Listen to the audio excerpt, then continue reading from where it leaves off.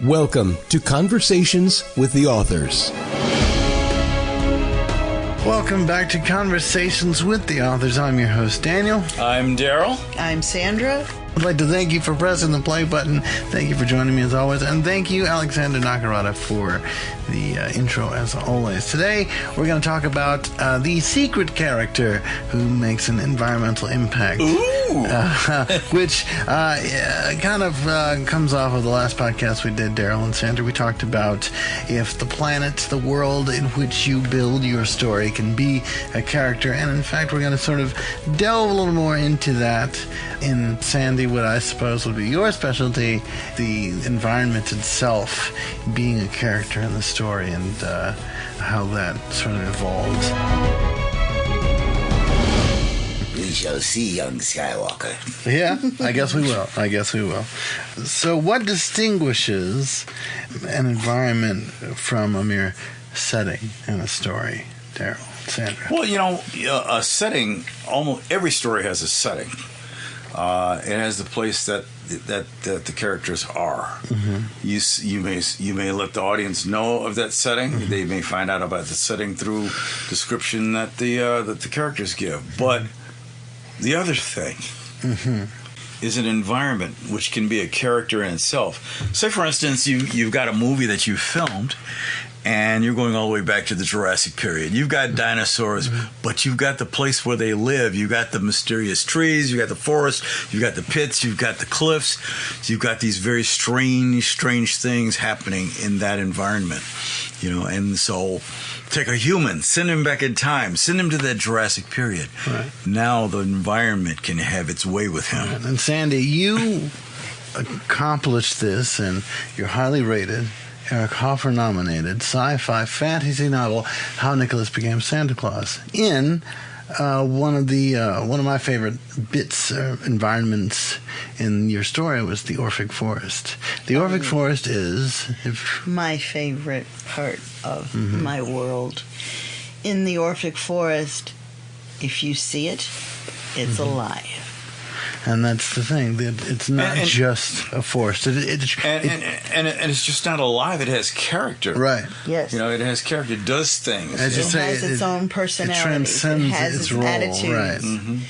The trees have attitudes. The sand has attitudes. The rocks have attitude.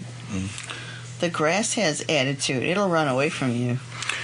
So, can you provide an example of, say, environments that function as freestanding characters in literature? And I suppose you kind of did that just now with the Orphic Forest, and you mentioned as Jurassic Park, but your niece and not just the Orphic Forest, but in the story we have the Outland. Yes, the Outland, and the Outland is ominous. It's a place that things happen to you. Right. And for our new listeners and readers, this book is not a Santa Claus story. This is not, Santa Claus in a big red suit and little elves following around. This is a story more akin to Lord of the Rings and Harry Potter, Game of Thrones. As a matter of fact, I've heard other readers tell me that it's far better than this. And so the Orphic, the Outlands is this antithesis of what you might expect some sort of this story to happen. So there's a lot of symbolism in terms of character. Yeah, so we have environments that are characters. As she said, we've got the Orphic Forest, but we've got beyond that. Right. Yes, we do. Yes. We've got some place that you don't want to be in. Right. It's more than just a sundown town. Right. It's a place that can have its way with you. And there are places in the Orphic Forest where time and dimension also have difficulty getting along. How does the environment exert its influence over a plot and characters? Well, over the plot and characters, because you may have you'll have characters that caution you about where you go. Right. You can go here, and you can go there, but you can't go there. Right. And its influence can be more than just, as you said, the Outlands will do things to you. And that, in a sense, in my opinion, is how it also exerts its effect on you as a character. It changes you. Yeah, it's even the Phantom Zone in Superman. Right, Yes, exactly. exactly. I don't know if anybody is familiar with the Supergirl series, where they played with the idea of the Phantom Zone. But those who were trapped there started to change. It started to physiologically change them. And it had an influence on how these characters lived in this environment. Another story would be the Marvel's What If. I think it's season 2 now. They did a story with a character called Kahori, who is a Native American superhero they created for this particular story. I'm not going to go in depth in it, but there's an environment that has an effect on its people. And in terms of a character, I suppose that would also be how the environment acts as a character. It has this overall influence. It's not Your just niece's favorite movie right now, Frozen, Northuldra, has an environment in it that affects its characters and causes the characters to change and develop. And it's tradition that environments can be characters. They can. Right. I remember it made me think about the movie The Ten Commandments, and it made me think about Yul Brynner, who was playing Ramses. Yes. And Moses was being banished, not killed, but banished from Egypt. And his men came to Ramses, and after they banished him to the desert, and they said, "Shouldn't we just go out and kill him?" No, the desert will kill him. Right. Because the desert had its own ideas. Right. And going back to the Outlands and other similar sort of ideas. How can the environment then sort of imbue or be imbued with sort of symbolic significance? And again, I guess talking about the Outland, in my opinion, it would be sort of this dark, desolate place would be, sort of the idea of abandon all hope, ye who enter here. You know what I mean? Yeah, it's exactly. this dark, desolate place, and there's no joy coming out of this, There's no joy. Environment. There's hardly any sound. There's no warmth. There's no comfort. The Outland has its own physics. Yes. Separate from the physics of the ordinary world, even of the magical world. And that reminds me of, again, speaking about Marvel, it reminds me of Doctor Strange. He had this sort of mirror verse that he would enter into. Yes. And again, Daryl, it had this, it had its own physics and its own way of, handling the characters. So I can see what you're saying there in terms of, symbolism and how, because the Orphic Forest and the Kingdoms of Illuminae, some of them have opposing symbolatry. It's bright and beautiful and gorgeous. It smells great. Sure, let's think of some other environments. In stories. Look at Dune. Dune, right? Yeah. It is a desert world. Look at. Can I say? Look at Krypton. Yeah. I mean, you have this society that's this sort of split. It's almost kind of like the Daleks and their opposing species in Doctor Who. They have this society and they're sort of butting heads, and eventually something causes a catastrophe to happen. Right. The fire swamps in Princess Bride. Even in Aquaman. Yes. And the undersea environment, and it's very forbidding. He's the master of that, but I think we'd be lost in a way that we couldn't be found. Oh yeah. Why is it important for writers to treat environments as characters in their own right? Because in environments, we are in awe of anything that's bigger than us. Yes. And the environment, that world, whatever it is bigger than us, and it's not under our thumb. Right. It's not under our control. And we have to find a way to survive in it, around it. We have to go under it, through it, above it, but we can't control it. Right, and Sandy, I think also too, because in our own world, we often describe our planet as a living world. So we're not just talking about our societies and our human societies, but we're talking about all of the animal kingdom and the oceans and the mountains and the winds and waters and trees, Sandy. And I have heard people call planet Earth Mother Earth. Yes. Yes. I mean, even now, and I don't know, readers, if you can hear this, Mother Earth is calling out as there are We've got packs of coyotes howling background. outside. Yeah. I feel like I'm in a Dracula movie here.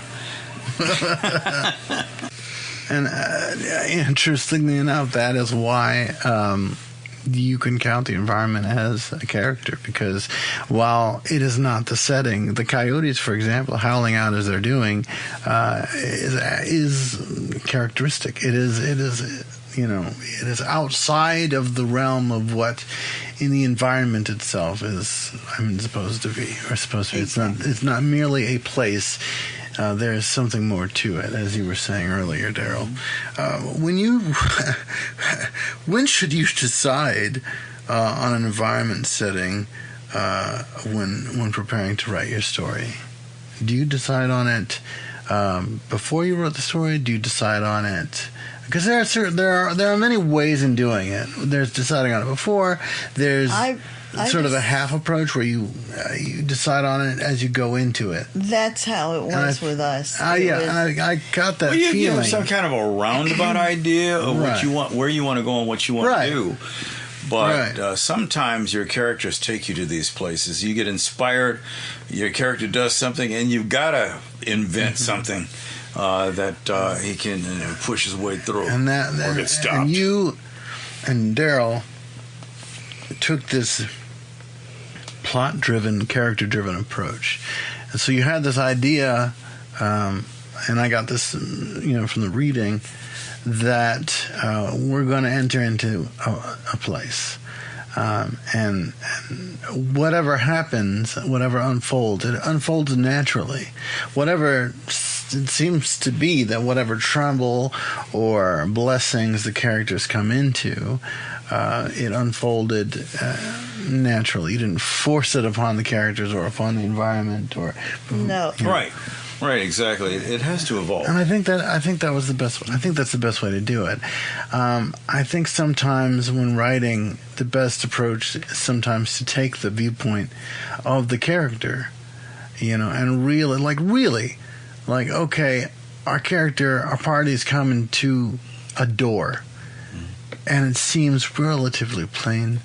The knob is plain. It's just a wooden door, but it's set in the opening of a cave. Mm-hmm. A cave in the middle of nowhere.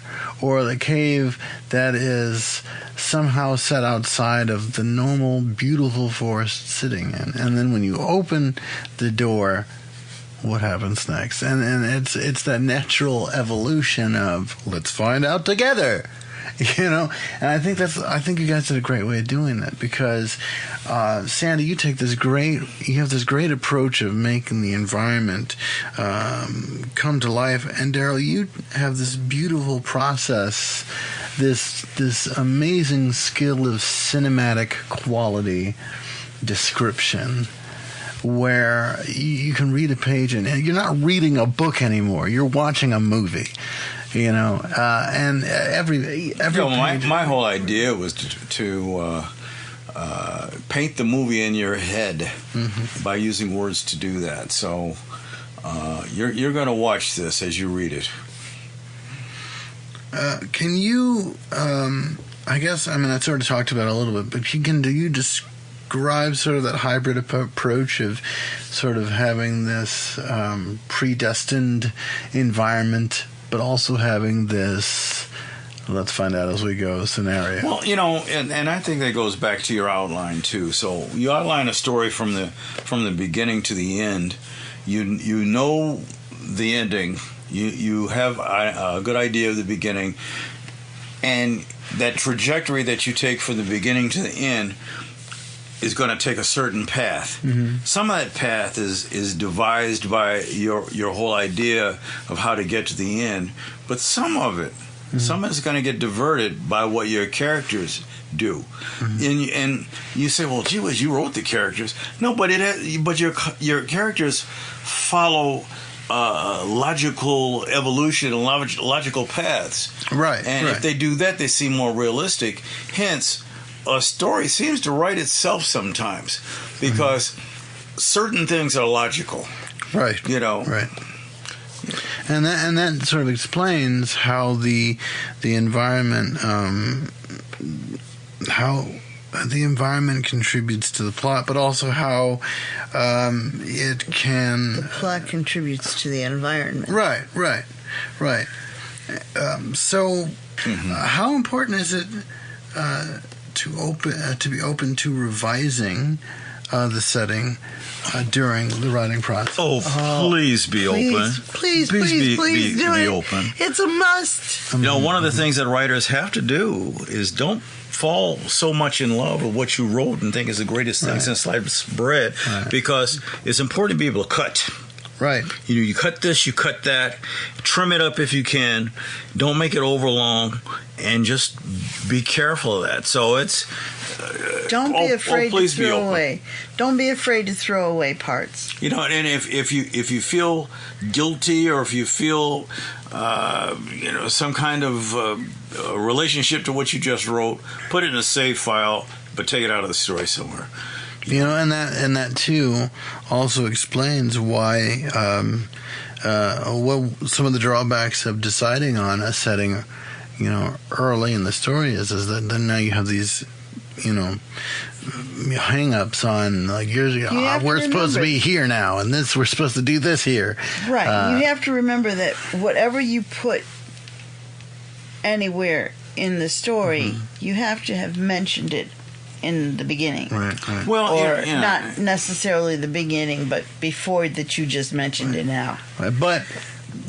But in essence, it can cause inconsistencies because you're hung up on, we're supposed to be here and doing this now, as opposed to, as you're saying, Daryl, letting the story naturally let it unfold naturally. Right. You don't try to force it. But when you try to force things, it looks bad. It's bad form. And if it were a movie, you'd say to yourself, why would they do that? It's like seeing those old monster pictures where the kids in a car, the teenagers in the car driving down the road. They see the monster right up at the road. They get out of the car. Right. We wouldn't do that. No. I'd be speeding reverse so down fast. I'm not getting in the car. I'm not getting out of the car. It's kind of like the commercial, like, hey, don't get in the car. Let's go ahead, hang out in the shed with all the blades. I want to get in the car. I'm going to get in the car and drive off. The engine's running. It's good. We got gas. Perfectly good automobile that goes faster than you can run. And that again, that'll ensure you that your setting actively contributes to your story, because writers should continuously evaluate the settings and how it influences the plots and the characters. And if it's not doing the job, if it's not serving the story, go back and change. It's time to change it. It's time to revise it. It's time to make it work, because there's no sense in having it there if it's not going to contribute to your story. Right? Just have somebody else look at it, and if they look at it and say, why is it this way? Right. Then you either have to explain why or you got to figure it out and get rid of it. Right. In a realistic story, most things have to be logical. Sometimes in science fiction and magic, things don't seem to be logical, but they do fit some kind of sense. They have some kind of sense to it. Right. It's just like asking somebody if they ever had a problem with making decisions and concentrating.